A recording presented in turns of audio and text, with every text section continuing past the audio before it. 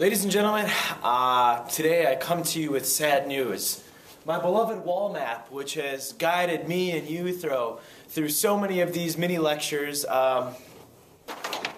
it is no more, right? We have now lectured out of the map's usefulness.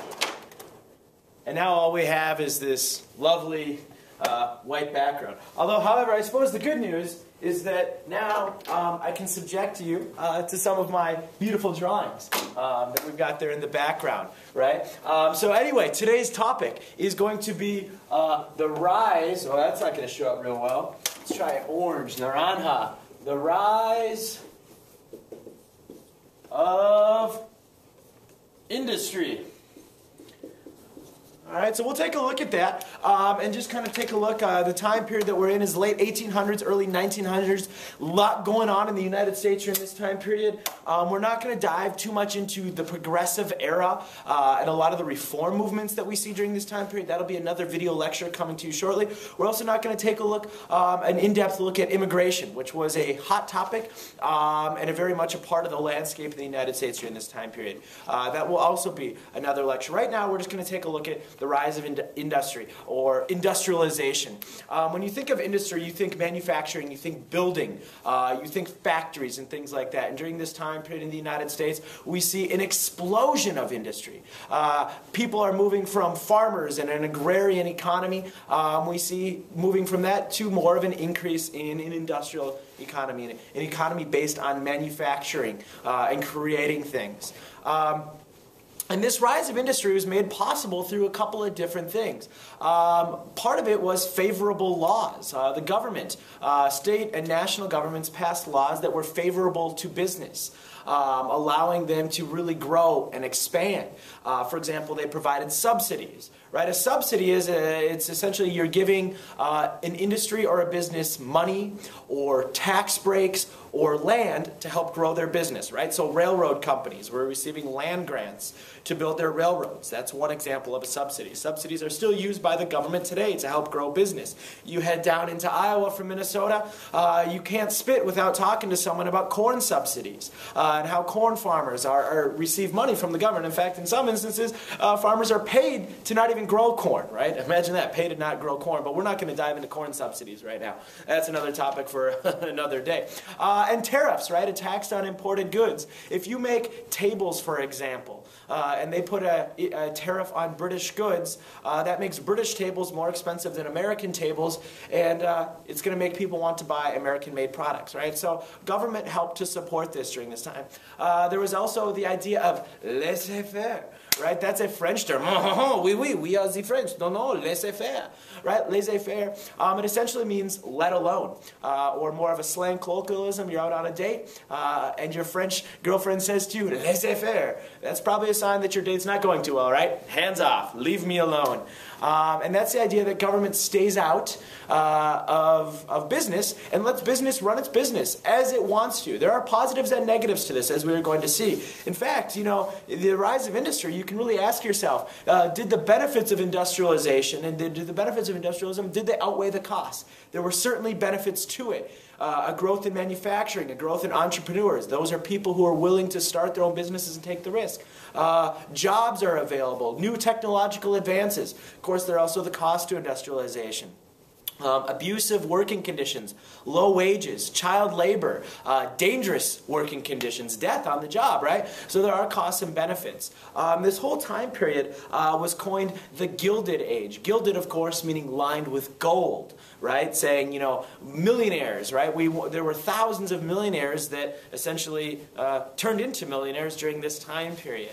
And so let's kind of just talk through industrialization and kind of what happened. A big part of this time period in the rise of industry was because of innovations and inventions. You have a man named Henry Bessemer who develops the Bessemer process to make steel. Steel, of course, is stronger and lighter than iron, and it really helps the country grow physically. Skyscrapers, railroads, nails, all the stuff you use to build things made out of steel. And we'll talk about Andrew Carnegie and how he really capitalized on the Bessemer process. Electricity, the electrical power station, Thomas Edison, right? Improving life for people because now, with the flip of the switch, you have light. and electric motors and things like that. This is huge, something we take for granted today.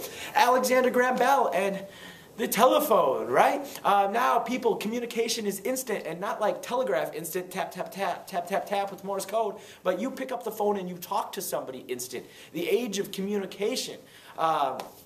Planes, right? The Wright brothers, Henry and Orville, Orville and Wilbur Wright. Sorry, I don't know where Henry came from. Orville and Wilbur Wright, the Wright brothers, developing the airplane, now used for shipping, and a whole industry, the airline industry, right? So another invention. The assembly line and mass production. Henry Ford did not invent it, did not innovate it, but capitalized on it. Probably the best known person for this with his Ford Model T.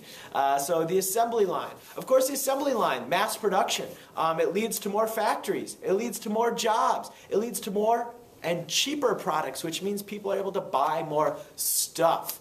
What the assembly line unfortunately does not lead to is better working conditions. In fact, many of the assembly lines and factories during this time period had absolutely awful working conditions.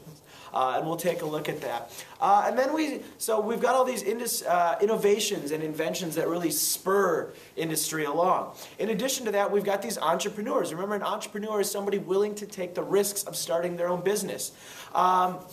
And so they developed things like corporations. And a corporation, that's kind of a company run by many investors, right? Many people investing money into it. So we start seeing these corporations cropping up. Carnegie and the Steel Company, Rockefeller in oil with his Standard Oil Company. We also see these corporations forming what are known as trusts. You think trust, right? I can't really shake my own hand, but a trust is kind of, you got a steel company, I got a steel company, right? Two people have steel companies. We agree that we're going to keep our prices relatively the same. We're going to kind of make it so that we're the only ones that can dominate the market and not let other people in. All right, so let's talk. The greatest way to examine the rise of big business is to take a look at two figures in our nation's past, two entrepreneurs, John D. Rockefeller and Andrew Carnegie. John D. Rockefeller, not a New York immigrant, born in New York, comes from a very poor, very low-class family, and through hard work and ingenuity and really kind of a brilliant business mind, John D. Rockefeller is able to form the Standard Oil Corporation. And the Standard Oil Company, I don't remember the year, let's say by around the year 1890, 1900, John D. Rockefeller and Standard Oil are responsible for 90% of the nation's oil.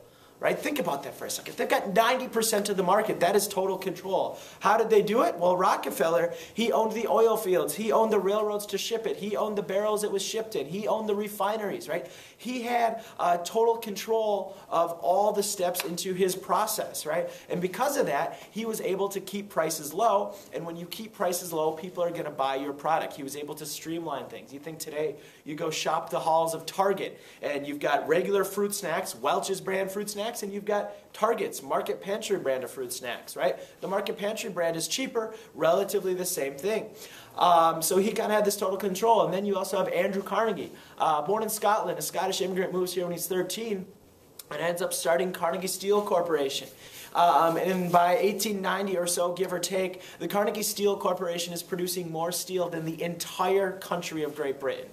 Right? So one company producing more steel than the entire country of Great Britain, right? So again, total domination in the market. And how does Carnegie do it?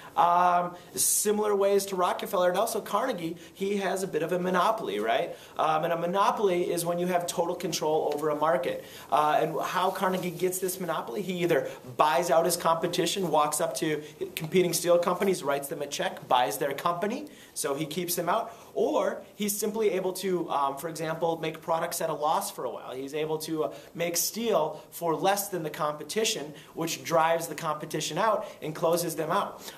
And we know that a monopoly, really, it's bad for you and I, the consumer. It's good for the owners and the investors and the corporation that has a monopoly, bad for the consumer. Think of cell phones, for example. You've got four major carriers, Sprint, Verizon, AT&T, and T-Mobile. Four major carriers. If AT&T doubles their prices on their plans, people are going to leave. They're going to be like, deuces, I am not going to continue to be an AT&T subscriber. You're going to go someplace else, right? They got to keep their prices low to compete. But let's say we get rid of Sprint, Verizon, and T-Mobile, and all there is AT&T. That's the only major phone company there is. They can double their prices. Can we do anything about it? Not really, right? They've got a monopoly. No competition is tough. The Chicago Tribune during this time period printed that liberty and monopoly cannot coexist, right? Because these companies, these corporations had so much influence over the market, and they even had a lot of political influence. So we see a lot of political corruption during this time period. So excuse me. So in addition to Carnegie and Rockefeller and this rise of big business, which we're seeing, we're also seeing the growth of cities, or urbanization, the growth of urban areas. And we see two big things coming out of the growth of cities, right? We see two big things coming out of the growth of cities. Just checking my time here. One of those, there's a demand for cheap housing, right? Because you've got thousands and thousands of people moving to the cities to take jobs in these factories. The demand of cheap housing leads to tenement housing. Tenement housing, small, crowded housing. A lot of people living in one area. So this tenement housing leads to dangerous and disease-infested conditions, and this leads to a lot of death, especially for infants, infant mortality, and the elderly. The other thing that we see from urbanization is that the price of land goes up, right? Basic economics. When the supply of something stays the same and the demand for it goes up, the price of it goes up. So the price of land skyrockets, so instead of building out, people build up, right? It's cheaper to build up than it is to build out, so we see skyscrapers. And then we start to see manufacturers renting out spaces in these skyscrapers. And by 1900, over 50% of the workers, the laborers in New York City, worked above the 7th floor, right? That's pretty wild to think about. We're seeing cities growing up. They're growing out as well, but they're definitely growing up. Physically, right? They're building up, up, up, up, up, up, skyscrapers, growth of cities. But either way, the housing conditions weren't the greatest, and working conditions were absolutely appalling, abysmal, horrific. What we see, these working conditions, low wages. There were many workers, right? Many people willing to work, so businesses paid their workers low wages. Because if you asked for more or demanded more, they could simply replace you. We also see a lot of times no sick days, no vacation days, working 12 to 13 hours a day, 6 to 7 days a week for only a few dollars a week. And because of this, most men in the family, they couldn't support their family. In fact, even the mother and the father, the man and the woman, still couldn't support their family. So we also see an increase in child labor. Children, 8, 9, 10, 11, 12, 13, 14 years old, working in these dangerous factories for long hours and even less pay than the adults, right? And so, again, the reason that, people weren't, you ask for more, you would simply get replaced because there were thousands of immigrants, there were thousands of people coming to the cities looking for jobs, and the business owners had their picking. Fire was an all too and an unfortunate common thing that we see in these factories. Factories were a fire hazard. There were no sprinkler systems. They didn't have good fire escapes. A lot of times their doors would not even open outward. And so we see death by fire, like the Triangle Shirtwaist factory fire. Over 140 people die in this fire. So dangerous working conditions. And all these dangerous working conditions that we see as a development because of this rise of big business, this urbanization, these dangerous working conditions lead to labor unions, right? A labor union is simply a group of people in a common trade or a common field who unify, organize together to make demands for better working conditions, better wages and things like that, right? So their purpose is so that if I, as a worker in a factory, go to my manager, go to my supervisor and say, hey, I'd like more money, he says it's not happening. In fact, you're fired. I'm going to replace you. Well, if I and the rest of the factory go together, go to the supervisor and say, we would like more money, we would like better conditions, it's much more difficult to fire all of us. And if the factory is not going to meet our demands, if the factory owner is not going to pay us a fair and a just wage, we will strike, we will stop working, we will shut that factory down. And so we see Samuel Gompers creating the American Federation of Labor, right, for example, during this time. The AFL, still in power today. These labor unions, basically, they make demands like, hey, instead of 11 and 12-hour workday, we want an 8-hour workday. We want vacation time. When we're sick, we want to be able to take the day off to get healthy and not lose our job. We want to be able to make enough money that we can support our family, right? We want to be treated with dignity and respect. So we see these labor unions coming to bat for the workers, on behalf of the laborers and the workers, battling against these massive corporations that had so much power. Sometimes these arguments and these disagreements between the two could get violent, as we see with the homestead strike and things like that, where eventually one side attacks the other, and it leads to death. It's an unfortunate result of this. And so we start to see the rise of labor unions during this time as well.